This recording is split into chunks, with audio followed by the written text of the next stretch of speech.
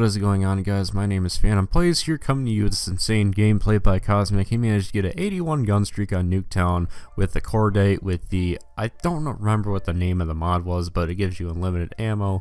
And if you're new to the channel, be sure to leave a like and comment down below. So don't forget to subscribe to me and the District 7 channel.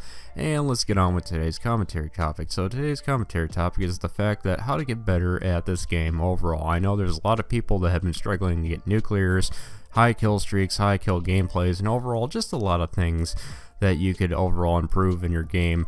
It's very different from World War II. I know a lot of people came from the World War II side of this, and it's very, very different. There's no sliding, there's no, mechanics like there is in BO4 compared to World War II. It's a very different game, and it's honestly very annoying trying to adjust to something very new, but over time you'll get used to it. And depending on what kind of Call of Duty is next year, it may be very different from Black Ops 4. So let's get on with the first thing to start off with. So first thing to start off with is your sensitivity. Sensitivity is the most important thing when it comes to Call of Duty. Overall determines how fast you turn on people, how fast you can, kill them, how fast you can quickscope. I know a lot of people who snipe on BO4 usually have a high ass sensitivity. It's usually like on a 13 or 14, but that's just for sensitivity. And there's also a new mechanic this year, so you can basically adjust the zoom in and zoom out time of your ADS, which is very new. I've never seen that in a Call of Duty, and that's very unique, and it makes a lot of guns act in a different way. And overall it basically makes everything more fun. I've never used it. I will give it a try eventually, but that's just tip number one. Tip number two is the guns that you should probably use. So if you're using like the underrated guns, like the ones that are underpowered, like the Damon is pretty good, even though it's like maybe a 3 to 5 shot kill. I usually get 1 burst kills on it very quickly in core.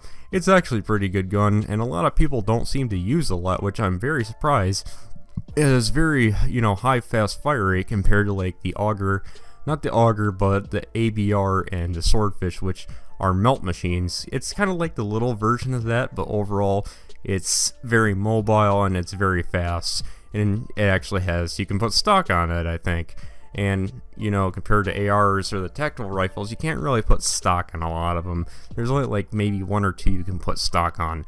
And overall, number 3 is picking the right attachments. Attachments overall determine how good the gun will be and how it will act. So certain guns have certain operator mods that you can use on it. So the Swordfish is basically has the Pentaburst, which it basically fires a little bit faster. It's not much as burst delay as in, let's say, the ABR. The ABR has essentially the same thing, but it's a little bit faster, but there's still a little bit more delay than the Swordfish. The Swordfish overall is probably the best tactical rifle in that category. Don't get me wrong, the ABR is pretty good, but I think the Swordfish is overall the better one. Even though the downside to the Swordfish is that you don't get a stock with it, which would really help out just overall, in certain situations, like if you run into somebody and somebody has a stock on their weapon and you don't, it overall basically makes them win the gunfight.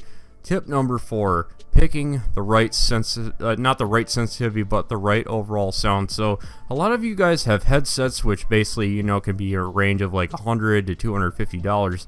But overall, sound whoring in this game is actually pretty good. I would recommend, if you have Astros or some good headsets, I'd recommend you put your not your sensitivity, but your thing on Super Crunch, as a lot of Call of Duties have had Super Crunch. Basically, you can hear footsteps a lot better with acoustic sensor. You can hear footsteps with acoustic sensor pretty good, actually. I'm surprised it's better than BO3's. I don't remember the name of the perk was, but you could hear footsteps in that game, but you can hear footsteps a lot better in that game.